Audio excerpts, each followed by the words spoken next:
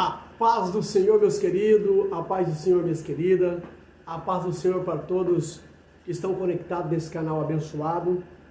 Estamos aqui gravando mais uma edição das lições da EBD, lições bíblicas da Escola Dominical, e hoje estaremos ministrando a lição de número 5, que vai ser licionada na sua igreja dia 2 de novembro de 2025, cujo tema dessa lição é a alma, a natureza imaterial do ser humano. Então a alma é, certo?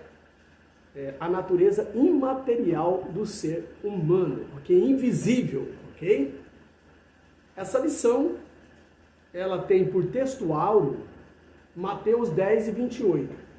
E não temais os que matam o corpo e não pode matar a alma.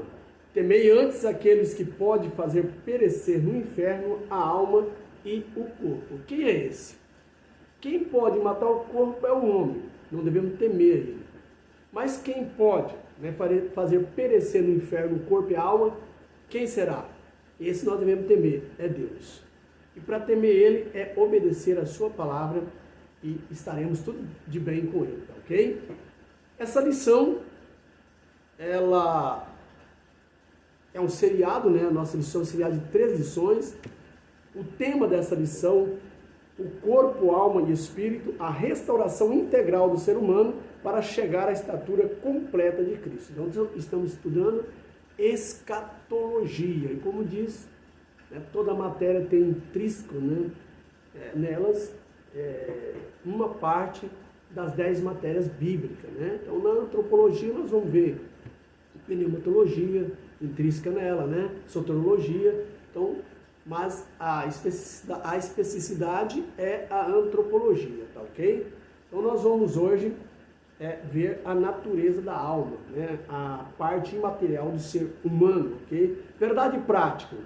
Cuidar da alma é uma atitude fundamental para uma vida cristã estável e é uma eternidade de alegria e paz. Então, como eu já disse em vídeos anteriores, que nós temos um cuidado muito bom com o nosso corpo, Se aparece alguma anomalia em nosso corpo, nós já saímos procurando um médico, a farmácia, para combater aquela doença, aquele vírus, aquele problema que vem adoecer o nosso corpo, certo? Aquela virose. E às vezes nós não damos muito cuidado para a nossa alma. Às vezes a nossa alma está doente, está, como diz o outro, de cama, e nós nem estamos aí para a nossa alma. Isso pode trazer prejuízo, trazer depressão, trazer frustração, porque nós não cuidamos da nossa alma. E como que se cuida da alma? A alma, o lugar para você cuidar dela, chama-se igreja. Tá? Você vai à igreja, ali é o pronto-socorro, certo? Ali é a farmácia.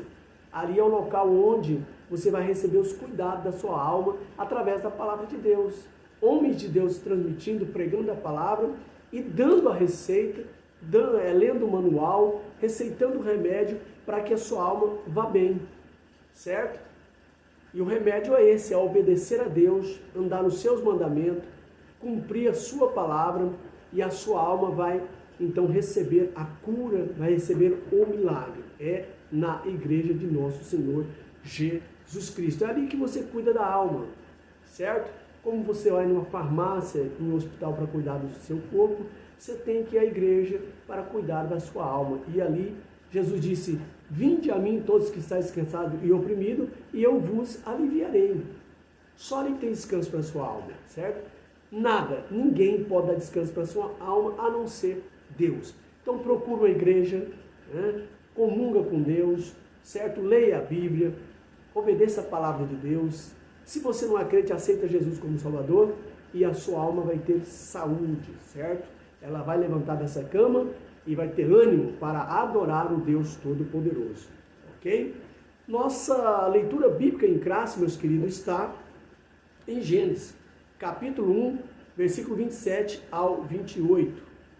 E Gênesis capítulo 2, versículo 15 ao 17. E ainda em Mateus capítulo 10 e versículo 28.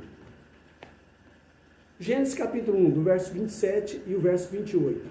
E criou Deus o homem à sua imagem, a imagem de Deus o criou, macho e fêmea os criou.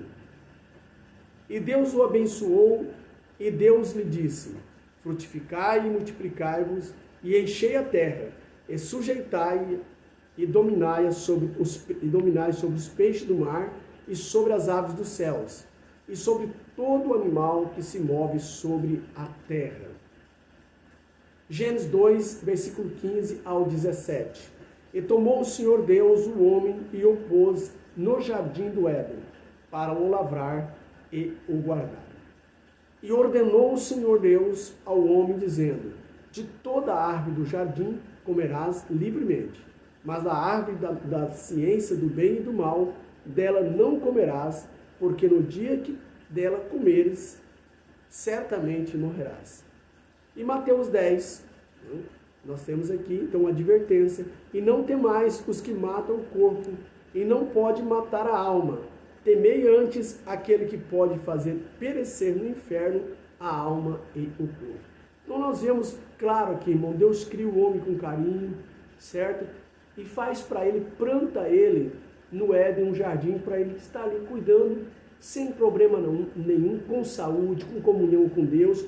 Porém, Deus dá um livre-arbítrio ao homem e quer ver a disponibilidade do homem em obedecer a ele. Deus coloca no jardim a árvore da ciência do conhecimento do bem e do mal.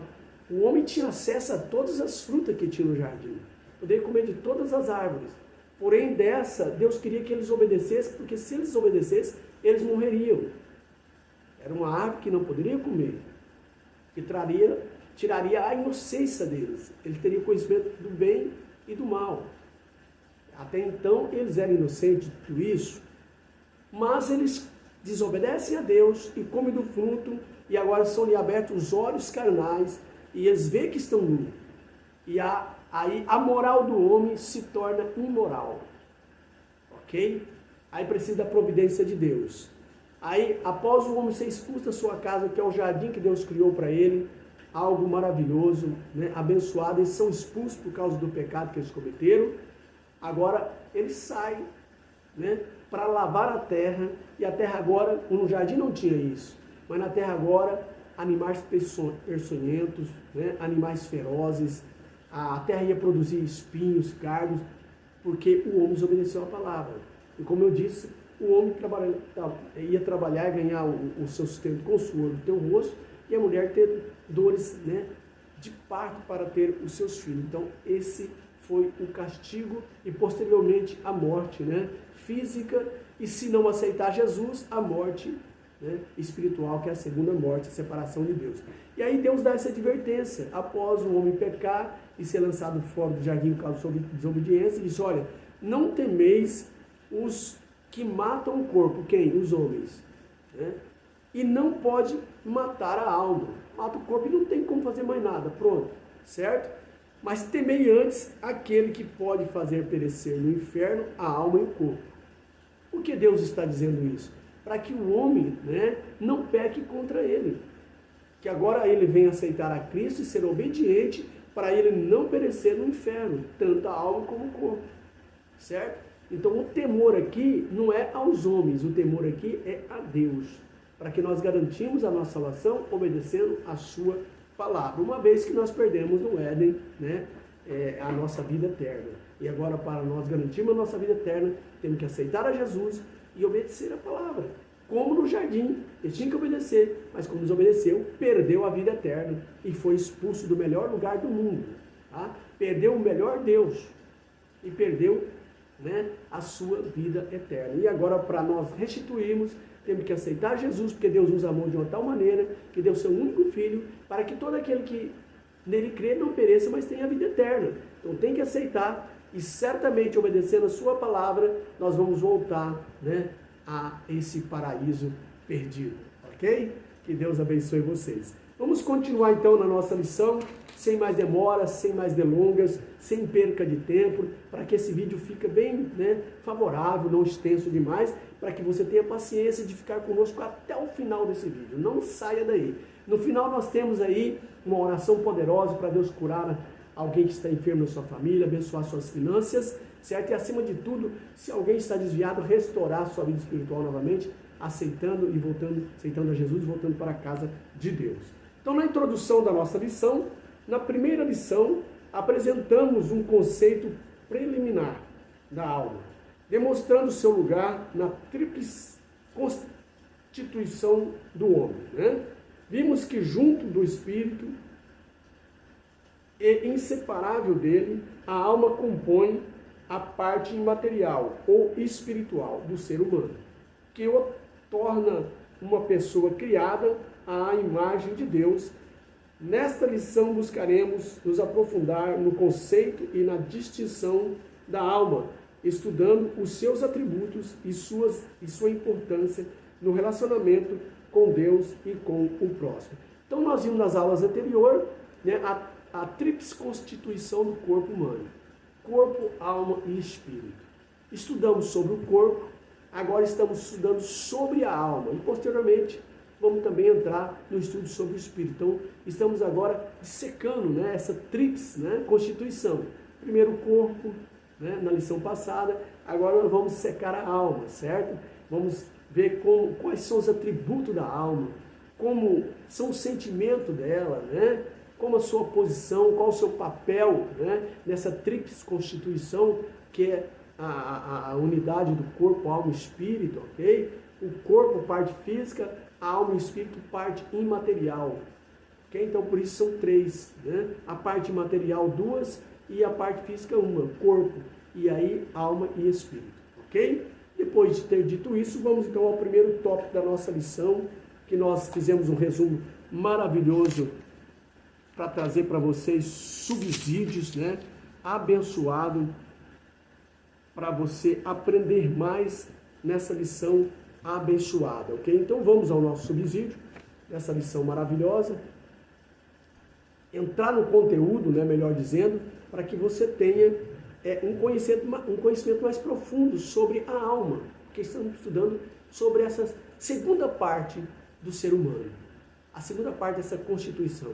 A gente pôs em ordem, né? Na Bíblia está espírito, alma e corpo, mas no estudo aqui sistemático nós colocamos corpo, alma e espírito, certo? Começamos pelo corpo, agora vamos pela alma e posteriormente pelo espírito, ok? Fazer esse estudo maravilhoso. Então vamos aos atributos da alma. Você vai aprender comigo nesse vídeo, nessa aula, nessa pré-aula, né, da EBD, certo?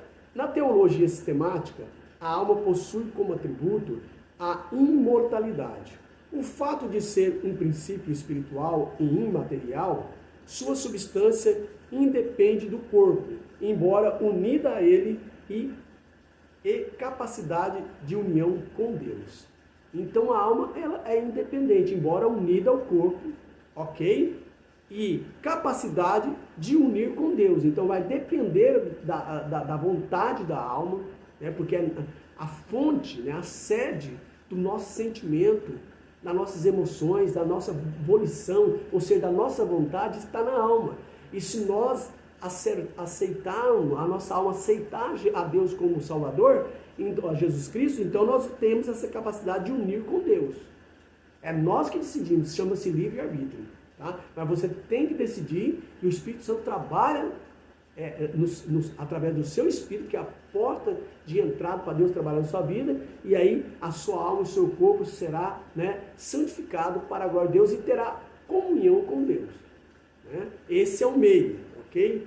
E essas características as distinguem do corpo e a definem como a essência do ser humano, que é imortal, consciente e dotada de intelecto, emoções e vontade. Ok? Então a alma, o atributo da alma é esse, tá? Intelecto, consciência, emoções, sentimentos e vontade, volição, tá? Desejo, ok? Atributos e características da alma. Quais são? Quais são esses atributos e características da alma?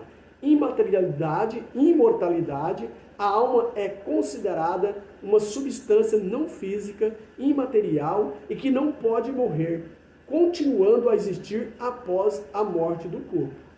Então o corpo morre, desintegra-se na terra, o corpo volta para o pó de onde ele veio, o espírito volta a Deus, que é o fôlego que Deus deu de vida, certo? E a alma segue-se para prestar conta do que ela fez através do corpo, certo?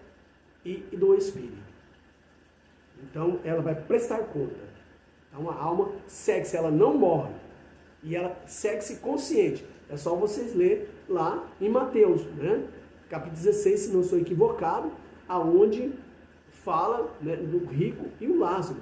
Quando eles morrem, e vai um para o Hades e outro para o seio de Abraão. Ali a alma está consciente. Só você ler, você vai entender essa questão. Então, avançando aqui, né, nós vimos os atributos e características da alma e a sua subsistência. Tá? A alma é uma entidade que pode subsistir por si mesma, não se desintegrando com a morte do corpo, como acontece em algumas concepções filosóficas e teológicas. Então, algumas concepções filosóficas e teológicas diz que a alma morre, né? Que elas morrem junto com o corpo. Então, morreu o corpo, isso aí é a doutrina da morte da alma, né? O sono da alma. Então, algumas filosofias, algumas teologias acreditam que o corpo morreu, a alma também se desfaz ali, só vai ressurgir na ressurreição. Então, já nós não cremos assim. A Bíblia nos dá claro, né, entender que a alma não se desintegra e ela continua, né, com a sua emoção, com a sua consciência e com o seu intelecto intacto, certo? Para prestar conta a Deus, ok? E depois, na ressurreição, a alma e o espírito integram novamente nesse corpo ressuscitado, já um corpo glorioso do salvo, certo? Para ser arrebatado e encontrar com Cristo nos ares. E o dos ímpios também vai ser a mesma forma, porém eles vão para a segunda morte, certo? Para ser lançado no inferno, porque desobedeceram a Deus. Mas eles vão ressuscitar, porém não num corpo glorioso, mas um corpo imortal, porém eles vão sofrer eternamente por causa dos seus pecados e não ter reconhecido, arrependido dos seus pecados e aceitado a Cristo como Salvador. Este é o castigo eterno, ok? A unidade com o corpo. A alma é a parte mais nobre do ser humano e se une ao corpo para formar a pessoa como um todo. A alma é o princípio da vida e da atividade e atividade para o corpo, tá? Então, quando você vê um ser humano, você não vai dizer, né, olá alma, olá espírito, olá corpo, não. Você vai direcionar a pessoa do ser humano, porque a pessoa, a persona, é essa triunidade, certo? Corpo, alma e espírito, que forma a personalidade. Porém, a fonte, né, do intelecto, da emoção, da abolição dos desejos está na alma. E a alma transmite, né, através do corpo físico essas emoções. E a adoração através do espírito do homem. A alma adora a Deus através do espírito do homem, ok? Então, precisamos entender isso aí. Então, a unidade com o corpo, tá? A alma é uma parte mais nobre do ser humano e se une ao corpo para formar a pessoa do ser humano, a persona, ok? Essência da identidade pessoal. Vamos ver a essência da identidade pessoal. A alma representa a essência de quem somos, sendo o centro do intelecto, das emoções e da vontade. Então, a alma que é essa essência e que dá-nos essa identidade. Através do nosso comportamento, através da nossa atitude, é que nós vamos ter a nossa identidade, né, vista pelas pessoas. Né?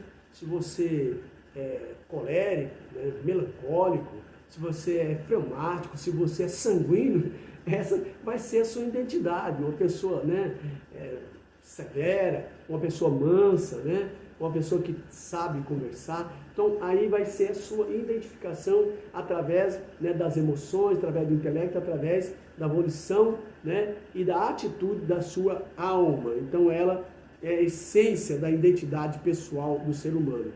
Espiritualidade. Por ser um princípio espiritual, a alma possui a capacidade de se relacionar diretamente com Deus, experimentando a comunhão divina. Então ela tem essa capacidade. A alma tem o livre-arbítrio e ela decide, né? Quando o Espírito Santo vem confrontar-nos através dos pregadores, de alguém que está ensinando, e faz o apelo, a alma tem esse livre-arbítrio de aceitar a Deus, aceitar Jesus como Salvador ou não aceitar. Porque todos nós somos pecadores. Uma vez que nossos pais, os ancestrais, no Éden, Adão e Eva, pecou, passou para toda a humanidade, porque todos os homens pecaram. E a prova de que nós somos pecadores é que nós morremos. Adoecemos, né? Ficamos mal e morremos. Essa é a prova que somos pecadores. E para nós ser salvos, nós temos que aceitar Jesus como Salvador. Ah, eu nunca matei, nunca roubei. Não, não importa. Você nasceu com o pecado original. E para você ser salvo, você tem que aceitar Jesus. E a partir do momento que você se entende por gente, tá? Que você tem conhecimento, tem clareza, é o momento de você decidir do livre-arbítrio, de você aceitar Jesus. Porque uma criança não tem como decidir, certo? Porque ela não tem capacidade de maturidade, de raciocínio, tá? Ela é inocente. É por isso que Jesus disse: deixai vir a minhas criancinhas, porque das tais é o reino do céu. Mas a partir do momento que você vai crescendo, que você entende por gente, sabe que é certo e errado, é a hora do livre-arbítrio e de você decidir quando alguém pregar para você sobre Jesus Cristo e você aceitar Ele como Salvador. Então a alma tem, né, essa capacidade, né, de experimentar a comunhão com Deus através da sua decisão aceitando a Jesus como Salvador. Capacidade de salvação. A alma é o aspecto do ser humano que pode se voltar para Deus escolhendo o caminho da fé ou para o pecado, sendo, portanto, o alvo da redenção divina. Então, é aí a alma, tá? Ela é o alvo de Deus, de salvar o homem e a alma, para salvar o corpo, o espírito e a alma. É a alma que toma essa decisão, aceitando. Então, ela decide. Só existe duas alternativas: o caminho largo, porta espaçosa, ou porta larga e caminho espaçoso, que conduz à perdição eterna, e o fim dele é o inferno. Então, o homem tem essas duas alternativas: andar no caminho largo ou escolher andar no caminho estreito, que é a porta apertada e um caminho estreito, que conduz à vida eterna. A porta larga, você pode ficar à vontade, você não precisa obedecer a Deus, pode ir para as baladas, pode prostituir, pode fumar, pode ser viciado, pode fazer o que você quiser, porque você é livre, certo? Só que a consequência é o inferno. Agora, o caminho estreito é você obedecer a Deus. Uma vez que você aceitou Jesus, o pacote vem completo. Você tem que renunciar ao pecado. A renúncia ao pecado, você tem que ser uma pessoa reservada. Você não pode estar onde está os ímpios, as pessoas que não têm temor de Deus. Você não pode ser dado a bebida, a vícios, ok? Você não pode ter palavrão em sua boca. Você tem que ser uma pessoa mais cautelosa, mais mansa, ok? E ir à igreja, adorar a Deus, se possível todas as vezes de culto, buscar adorar a Deus, que é ali o lugar de buscar ao Senhor, e orar ao Senhor sem cessar, estar em contato com Deus diuturnamente. Então esse é o caminho estreito. Não é fácil, mas o fim dele é a vida eterna, paz, gozo e alegria. Porém, o caminho mais fácil é o largo. Você fica à vontade, não tem compromisso com Deus, faz o que você quiser, tem quantas mulheres você quiser, certo? Você faz, você é livre. Porém, você tem que estar consciente, a consequência é o inferno. E tem uma coisa: o corpo aqui, ele vai morrer e voltar ao pó. Mas a alma vai prestar conta a Deus, essa não morre. E ela vai prestar conta do que ela fez através do corpo. E aí vem o juiz de Deus. Porque a alma tem que prestar conta a Deus e vem o juiz. Se você aceitou Jesus, andou no caminho estreito, céu. Se você andou no caminho largo, não obedeceu a Deus, inferno. E Essa é a segunda morte. A primeira é a física. A segunda é a espiritual. E a morte espiritual, irmão, é a separação de Deus.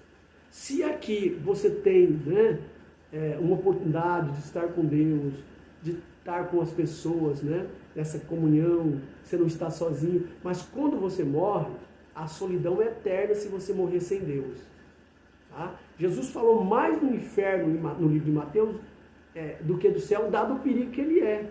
Ele diz que o inferno é o lugar do juiz de Deus, para as pessoas que desobedecem a Deus, que não querem aceitar a Cristo como Salvador, que não querem andar no caminho estreito e nem entrar pela porta apertada. Esse reserva a eles o inferno. É o lugar do juiz de Deus, para os desobedientes, para Satanás e seus anjos. Foi criado para Satanás e seus anjos, mas para todos aqueles que desobedecem a Deus também irão para lá. Não foi criado para o homem, mas se desobedecer, certo? E ali, irmão, é uma solidão eterna. Ali haverá ranger de dentro, gritos e urros. É onde o bicho não morre e o fogo não apaga. Nesse lugar chamado Lago de Fogo, Inferno, o homem não tem um nome honrado. Ele vai ser chamado de bicho, onde o bicho não morre e o fogo não apaga. Agora, se você aceitar Jesus e andar no caminho estreito, obedecendo a Deus, você vai para o céu ter uma pedrinha com o seu nome. Lá você é honrado. Você vai ter o seu nome próprio. Você será considerado como uma pessoa digna. Okay? Mas o inferno é solidão, urro, você não tem aonde recorrer, porque é a separação de Deus, é a morte eterna, é a separação de Deus, não tem Deus para te socorrer, e a vida só existe em Deus, fora de Deus é morte, é sofrimento, tá? Então não vamos entrar em detalhes, porque levaria muito tempo e esse vídeo ficaria muito comprido, mas é importante você ter uma pincelada, um pouco de conhecimento a respeito disso para você desejar o céu. Não por medo, mas por amor a Deus. É lógico que nós temos que temer, certo? Divisão tricotômica. Então nós vemos a capacidade da salvação, que a alma tem essa capacidade pelo livre-arbítrio, ser salvo ou não, é o homem que decide, tá? E Deus vai entrar com a sua providência, certo? É lógico que Deus não quer que nenhum dos homens se perca, mas que todos cheguem ao arrependimento, né? Que Deus ele ignora o tempo da ignorância do homem, né? E agora quer que todos venham ao arrependimento, mas é o homem que decide, ok? E Deus, através da misericórdia, vai nos apoiar, nos dar força para vencer nessa luta contra o mal. Divisão tricotômica, corpo, alma e espírito. Já estudamos isso nas sessões passadas, né? Mas aqui precisamos dar uma pincelada. Algumas visões teológicas, como a tricotomia, distinguem a alma do espírito, considerando que a alma inclui o intelecto e as emoções e a vontade. É o nosso caso, tá? É o nosso estudo da teologia sistemática, né? Sistemática que nós estudamos, né? Pegamos um assunto e sistematizamos mesmo, vamos estudando para nós dissecar esse assunto, ok? Trazer o que nós agora estamos fazendo, ok? Essa visão tricotômica é a mais popular na teologia evangélica e ensina que a alma possui esses atributos e que o espírito é o centro da adoração a Deus. Então a responsabilidade está na alma, de aceitar a Cristo como Salvador. Porém a janela de entrada, de comunhão, de contato do Espírito Santo com o homem é o Espírito do homem. A alma aceitando, o Espírito então tem essa comunhão com o Espírito Santo e nós reconhecemos, né, o Espírito de Deus nos identifica que nós somos filhos de Deus. Mas a responsabilidade é da alma de tomar essa decisão, ok? Então essa visão tricotômica é a mais popular na teologia evangélica e ensina que a alma possui esses atributos e que o espírito é o centro da adoração a Deus. Então o corpo é o involúcro, que dá a visão para a alma do mundo físico. A alma é o centro das emoções, que é expressada através do sentido, dos 5 sentidos do corpo, ok? Cheiro, olfato e tal. E o espírito é o centro da adoração dessa alma, o espírito do homem, ok? Da adoração a Deus. Avançando para o nosso segundo tópico, ok? A natureza da alma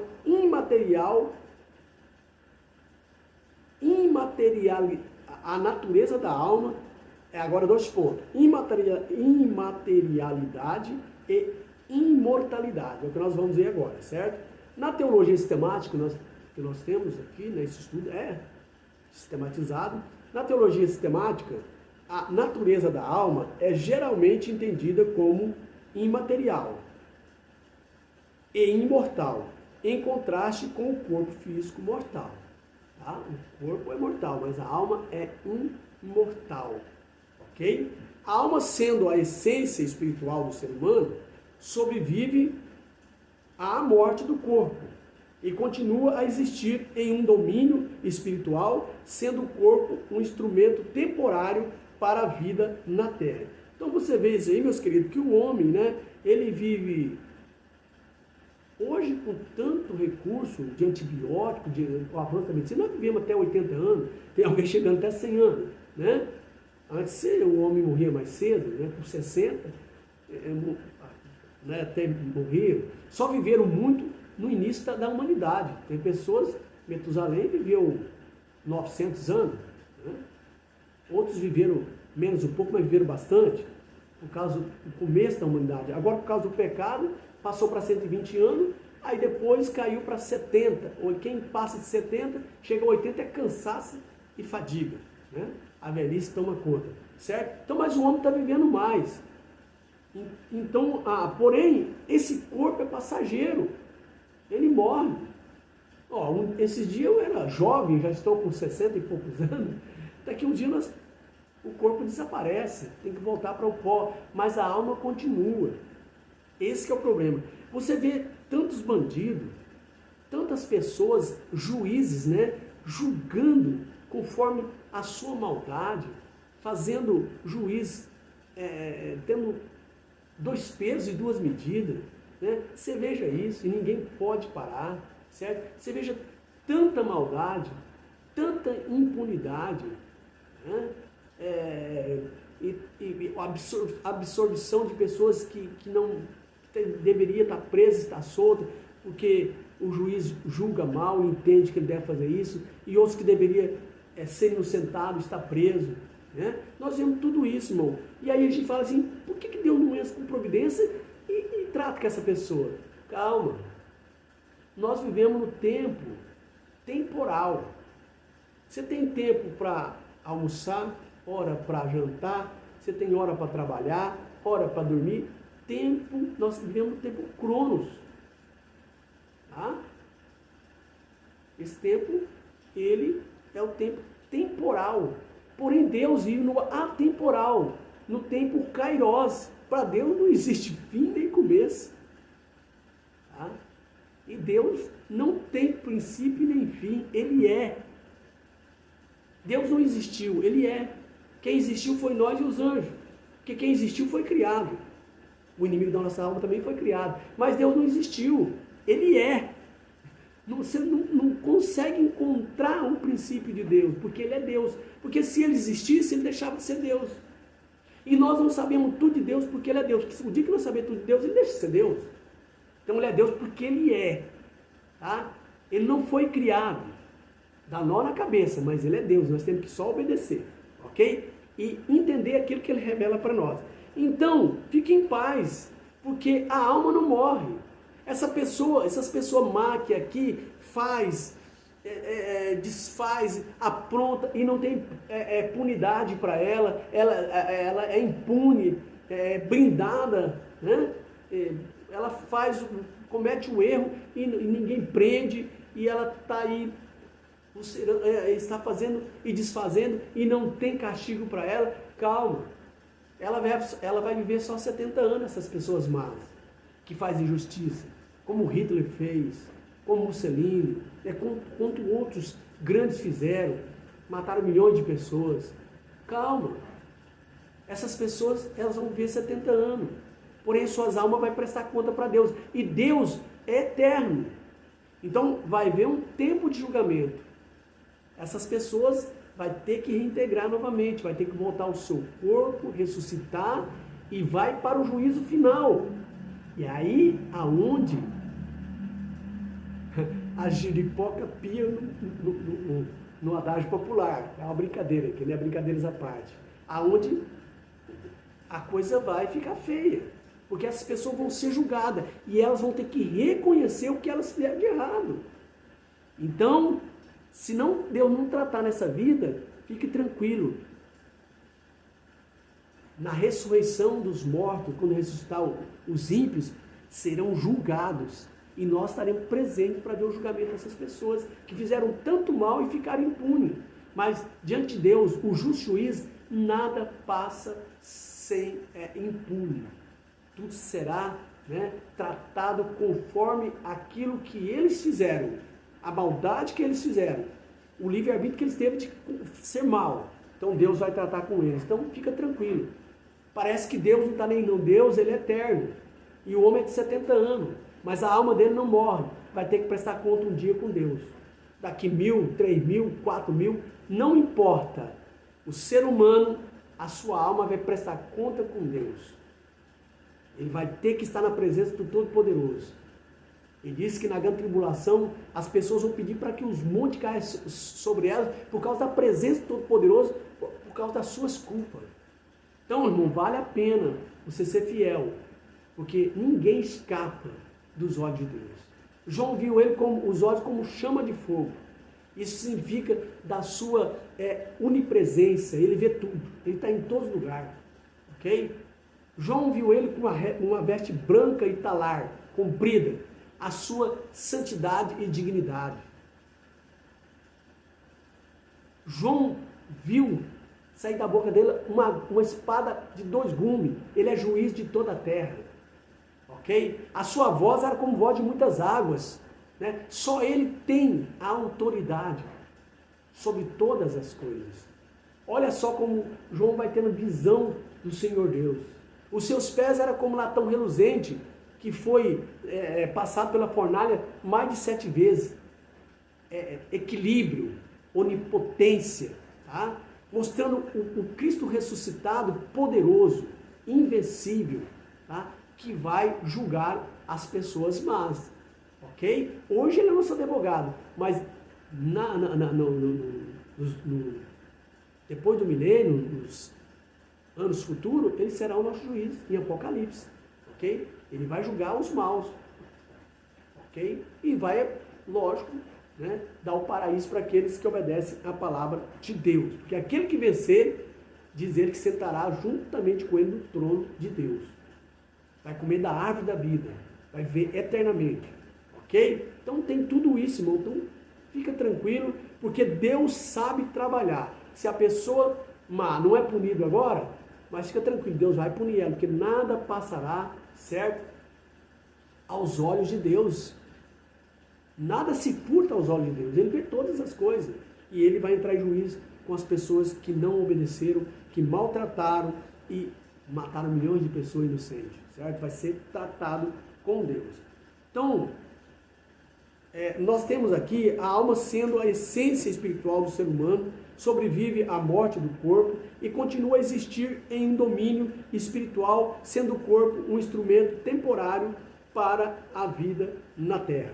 Essa crença na imortalidade da alma é central em muitas religiões, especialmente no cristianismo, onde está ligada à salvação e à vida eterna, após a ressurreição do corpo, ou mesmo antes da morte do corpo, conforme o conceito do dualismo de Santo Agostinho. Já essa é uma teologia aqui do Santo Agostinho, tá? Então nós vemos que a vida eterna após a ressurreição do corpo, tá? Ou mesmo antes da morte do corpo, conforme a conceito do dualismo de Santo Agostinho.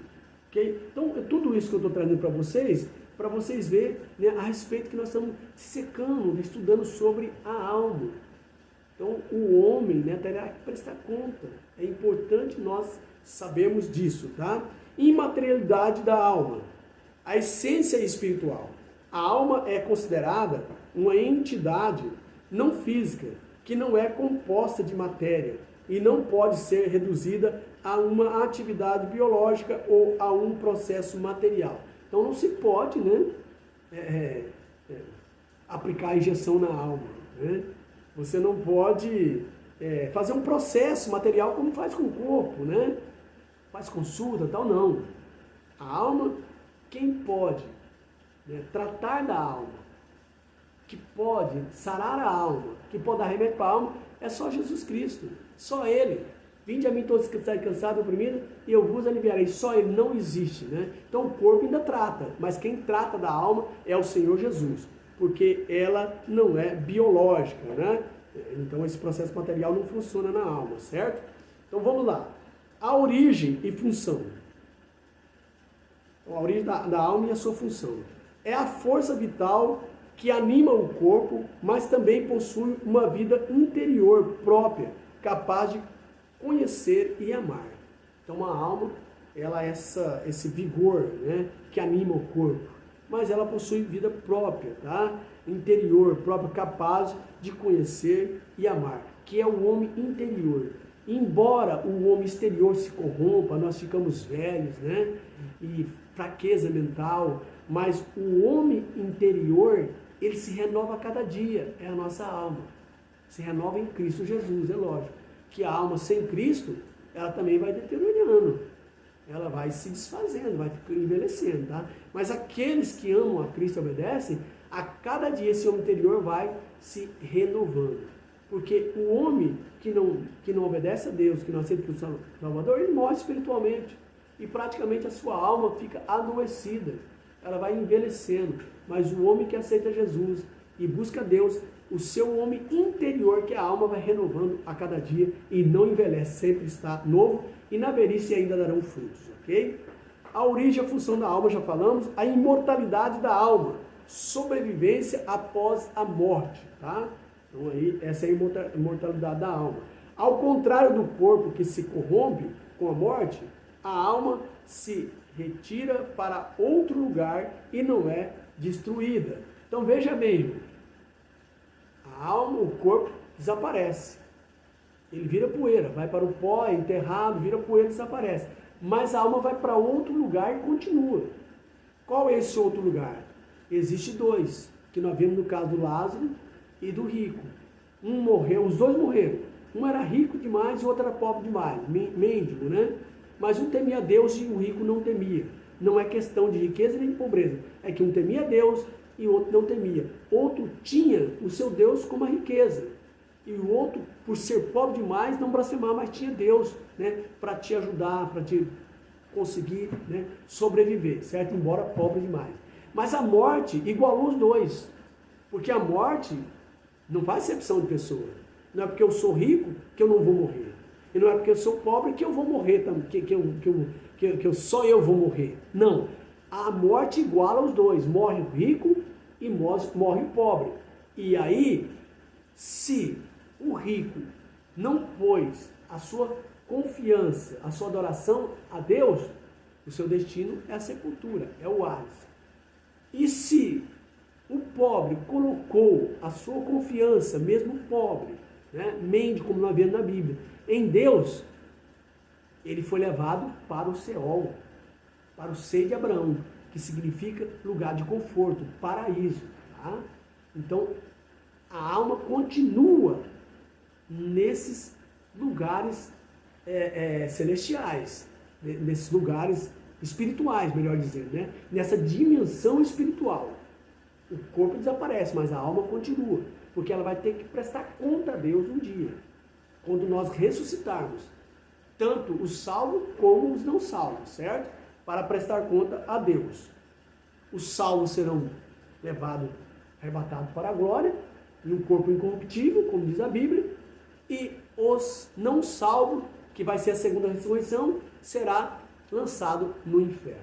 Okay? Então a alma continua, né, em outro nível espiritual, que é o Seol, e que é também o paraíso. Os salvos vão para o paraíso e os perdidos vão para o Hades, que é uma antessala do inferno, esperando o dia da ressurreição para seu destino final, porque já está julgado por Deus, porque o espírito volta a Deus e Deus dá o veredito final, ok? Então nós vemos aí, e é lógico, que no grande trono branco todas as pessoas vão comparecer.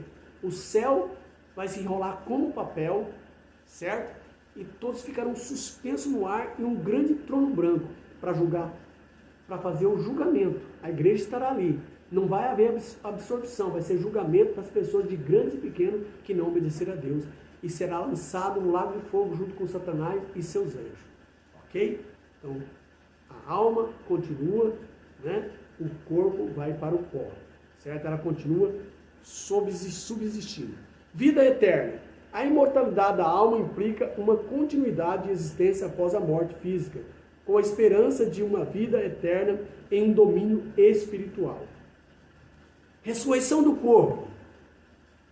No cristianismo, a imortalidade da alma é inseparável da doutrina da ressurreição do corpo. Tá? Então, a imortalidade da alma é inseparável. Ressuscitou o corpo, ela está dentro do corpo, tá? Unida. E o espírito também, ok?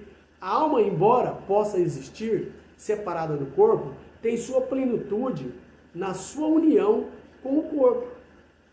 Porque a alma só pode ser, né, palpada, ser vista através do corpo.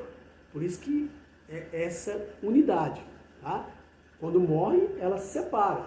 Mas quando na ressurreição, ela vai unir novamente ao corpo, a alma e o espírito, ok? Que é o fôlego de vida. Tá? A ressurreição é vida novamente. Então entenda bem isso. A alma, embora possa existir separada do corpo, tem a plenitude, né, a sua forma, na sua união com o corpo ressuscitado, que também viverá eternamente. Isso aí para os salvos, ok? Na ressurreição. Então, a Bíblia nos ensina assim e nós acreditamos na palavra de Deus, ok? Nosso manual é a palavra de Deus. E a Bíblia diz que nós seremos ressuscitados. E Paulo disse assim, que no tocar da última trombeta, os mortos ressuscitarão primeiro. E nós salvos, nós que estivermos vivos, não antecederemos os que ressuscitarão, mas seremos juntamente com eles arrebatados a encontrar com Cristo nos ares. E nós, os mortos, ressuscitarão num corpo glorioso. O corpo corruptível se tornará incorruptível. Tá? O corpo mortal se tornará imortal. Tá? É um corpo glorioso. E aí a alma estará una com o corpo, que se torna a persona, né? O fôlego de vida do espírito, ok? Então o conceito, né, a alma, embora possa existir separada, né, do corpo, tem sua plenitude no corpo, ok? Conceito e influência, e nós vemos aqui um dualismo grego, certo? A ideia de uma alma imaterial que sobrevive ao corpo tem raiz na filosofia grega também, em especial com Platão, que concebia a alma como uma entidade consciente separada do corpo. Então até, né, os filósofos eles, sem saber, estavam concordando com a palavra de Deus, ok? Influência dos padres ou pastores da igreja, podemos pôr assim, né? Os obreiros, pastores, como Agostinho, também, que foi depois converteu ao evangelho, foi padre, né? Agostinho, foram influenciados por essa ideia, embora também tenham defendido que a imortalidade da alma é um dom de Deus e não uma característica inerente a ela. E é lógico, né? Tudo é por Deus, ok? A concepção dualista, tá?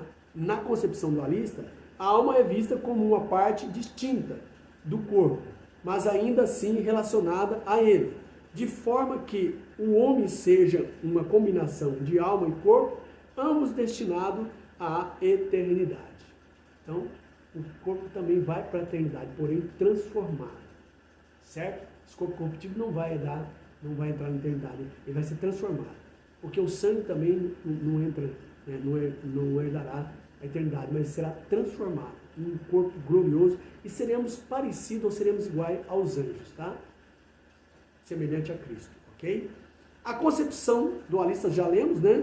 Que ainda assim relaciona de forma que o homem seja uma combinação de alma e corpo e ambos destinados à eternidade. Aí, destinado à eternidade, tanto a eternidade sem Deus como a eternidade com Deus. Os salvos é destinado à eternidade com Deus. Os ímpios será destinado à eternidade separado de Deus, que é a segunda morte, sofrimento eterno. Ok? Avançando para o nosso terceiro e último tópico, estamos chegando no final, ok? Essa dissecação da alma, ela é bem complexa, né? Precisa prestar muita atenção e aí demora mais, dá uma demanda maior nos vídeos, ok? A alma renovada e submissa a Deus, tá? Segundo a teologia sistemática que nós estudamos, é uma alma renovada por Deus e é transformada, libertada do egoísmo e disposta à submissão à vontade divina, e não por obrigação, mas por amor e busca por Cristo.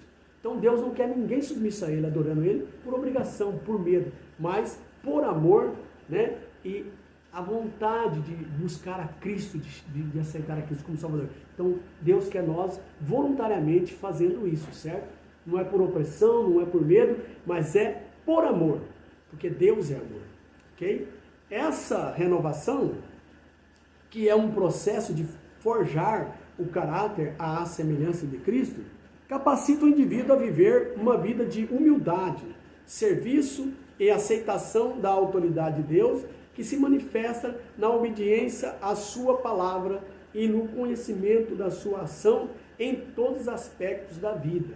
Então nós vimos no stop anterior, né, o sistema, o modo, né, que a alma existe, como ela, o seu sentimento. Agora vamos ver aqui, né, a salvação da alma, nós estamos vendo aqui, certo? Característica da alma renovada. Estamos falando sobre a alma que aceita Cristo como Salvador. Transformação pelo Espírito Santo. A renovação da alma é obra do Espírito Santo, que ilumina a consciência e molda o caráter do indivíduo para a semelhança de Jesus. Então, a alma, a pessoa humana, a persona, está, né, nesse mundo. E aí, as pessoas que foram convertidas ao cristianismo, Jesus disse: ide por todo mundo, pregar o evangelho a toda criatura, quem crê e for batizado será salvo. Né? Em Mateus 28, 19, disse: ide ensinai todas as nações, né? Fazendo discípulos, ensinando, e fazer discípulos de todas as nações, ensinando, né, batizando em nome do Pai, do Filho e do Espírito Santo. Então, quando o atalaia de Cristo chega na pessoa, que ela não aceitou a Cristo, que ela não é crente, ele prega, e aí a pessoa que vai decidir, a alma da pessoa, a persona vai decidir se ela aceita a Cristo ou não. Se ela aceitar, o Espírito Santo com liberdade vai trabalhar e convencer ela do pecado, da justiça e do juízo. Quem convence a alma do homem, quem convence o homem do pecado, da justiça e do juízo, é o Espírito Santo. Nós somos só canal de pregação, só o canal de transmitir a palavra de Deus. Mas o Espírito Santo, que quando o homem dá liberdade, trabalha na vida dele e faz ele arrepender, né, através da sua decisão, e tornar uma pessoa boa, uma pessoa agradável e obediente, submissa a Deus, ao Espírito Santo. Então são essas características da alma renovada, transformada pelo Espírito Santo, tá? Submisso a Deus e não ao pecado. O processo de renovação liberta da necessidade de controle próprio, focando a atenção na submissão voluntária à vontade de Deus e à sua autoridade. Então fica submisso, subordinado a Deus, certo? Com alegria e espontaneamente, tá? Nada forçado. Liberdade do egoísmo. Se é liberto do egoísmo, porque todos nós temos um egoísmo, o eu sou, o antropocentrismo. Nós somos libertos quando aceitamos Jesus como Salvador. A alma renovada se volta para o serviço ao próximo e para reconhecimento de Cristo no outro. E em vez de buscar seus próprios interesses, vai também, né, favorecer ao próximo. Porque Jesus disse o grande mandamento, quando aquele doutor perguntou para ele: qual é o maior mandamento? Jesus disse: olha, amarás o teu Deus de todo o teu coração, toda tua alma, toda tua força, e o teu próximo como a si mesmo. Porque quando você ama você vai amar o seu próximo. Quando você não ama você não ama nem o seu próximo. Então, se você ama o seu próximo, você não vai querer o mal dele. Você não vai querer que ele sofra, porque você não quer que você sofra, porque você ama o seu próximo como a si mesmo. Então, essa transformação vem através do Espírito Santo de Deus, quando aceitamos a Jesus como Salvador, e a nossa alma fica uma maravilha, amando o próximo e fazendo bem a todas as pessoas, sem olhar a quem. Então, liberdade, né, do egoísmo. Sai o ego do homem e entra Jesus Cristo. Exemplo de Cristo. A submissão a Deus é um reflexo da submissão de Jesus à vontade do Pai Celestial, que demonstrou humildade e entrega total a Deus. Então, Paulo diz: sede imitador de Cristo. Então, Cristo, nós imitando Ele, nós vamos ser como Ele. Ele fez a vontade do Pai, e nós vamos fazer a vontade de Cristo e automaticamente fazer a vontade de Deus. Tá? A teologia sistemática ainda, né, é ela fala da vida prática, certo? Conhecimento e transformação. A teologia sistemática, ao organizar os ensinamentos bíblicos, né, o sistema, para estudar, dissecar os assuntos, tem o poder transformador de moldar o modo de vida dos fiéis, ok? Através da disciplina, doutrina, da palavra de Deus. Aplicação à vida. A forma como vivemos é moldado por aquilo que cremos. E a teologia sistemática oferece ferramentas para que o conhecimento teológico se traduza em uma vida transformada, em um caráter forjado à semelhança de Cristo. Então ela nos ajuda, né, a chegar a esse conhecimento paulatinamente, ok? Busca por Deus. O objetivo final, estamos concluindo, tá? O objetivo final da teologia sistemática é nos aproximar de Deus, levando-nos a um conhecimento mais profundo de quem Ele é, de que Deus é, e de como podemos viver de acordo com a sua vontade. Então, o que é teologia? Tel, no grego, é Deus, né? E logia ou logia é estudo. Então, é estudo sobre Deus. Então, esse estudo sistemático da teologia, ela nos leva, né, a conhecer mais profundamente a vontade de Deus e ser fiel a Ele. Então, por isso que nós devemos estudar a Bíblia. Isso é um estudo bíblico, né, aprofundado, para nós chegarmos mais perto de Deus e ser transformado. Por isso que Jesus disse, né, ide por todo mundo, pregar o evangelho a toda criatura. Em Mateus 28, 19, ele diz, ide fazer discípulos, ensinando todas as nações, né, e batizando em nome do Pai, do Filho e do Espírito Santo. Então, nós temos que fazer discípulos e depois doutriná-los através do estudo bíblico, que é a própria teologia, ok? Chegamos ao final dessa lição maravilhosa. Eu peço desculpa, né, por demorar mais, mas é necessário, o conteúdo é rico e a gente precisa de mais tempo para explicar, mas agradeço por você que ficou até o final. Deus vai te abençoar e vai te recompensar. Vamos à conclusão da nossa lição, ok? Conclusão. Cristo precisa viver em plena satisfação, o cristão, melhor dizendo, precisa viver em plena satisfação, o que inclui a contínua rejeição de pensamentos, sentimentos e desejos pecaminosos, ok?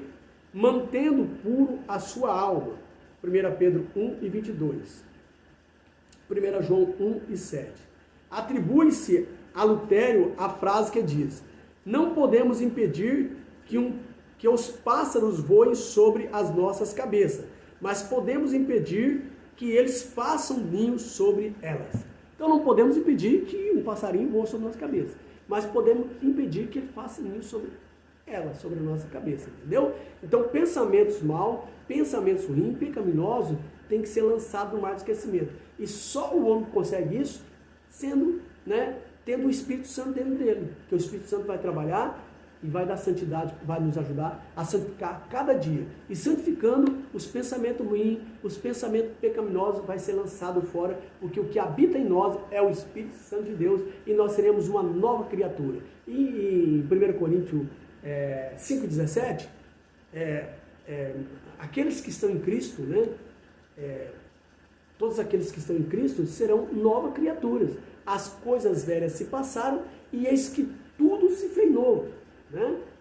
O que se fez novo? Um novo pensamento, vamos pensar nas coisas que é do céu, um novo sentimento. Se você tinha mágoa, rancor, maldade, agora você vai perdoar, vai ser amoroso e vai ter sentimentos de amor com Cristo Jesus, ok? E também as atitudes. Se você tinha atitude mal, você vai ter atitude boa, você vai fazer boas obras porque você é salvo, ok? E você vai ter uma nova vida, você vai ver novidade de vida, porque você vai ser uma pessoa boa em Cristo Jesus. Que Deus abençoe sua vida, a vida da sua família. Oremos agora, fica conosco nessa oração. Pai Santo e Pai Eterno, abençoa essa família, esses irmãos, essas pessoas que estão conectadas conosco nesse momento, Pai, do ensino da Tua Palavra. Somos simplesmente um canal, mas que Teu Espírito Santo adentre em vossos corações e eles possam se converter, ó Pai, aqueles que não são crentes, Pai Santo, e aceitar o Senhor como Salvador. Aqueles que estão longe se reconciliam novamente contigo, aqueles que foram crentes e estão afastados, que eles sejam reconciliados através do poder do Teu Espírito Santo, porque Ele é poderoso para fazer isso. Pai Santo, te pedimos também essa família abençoada que está nos assistindo, entre com providência na vida financeira, ó Pai, na saúde, curando, ó Pai Santo, restituindo, Senhor Deus, os seus lares, Pai eterno e Pai bendito. Assim nós oramos em nome de Jesus. Que a graça do Senhor Jesus, o grande amor de Deus e a comunhão com o Espírito Santo seja sobre todos nós, que diremos amém. Até o próximo vídeo, galera. Deus abençoe a todos.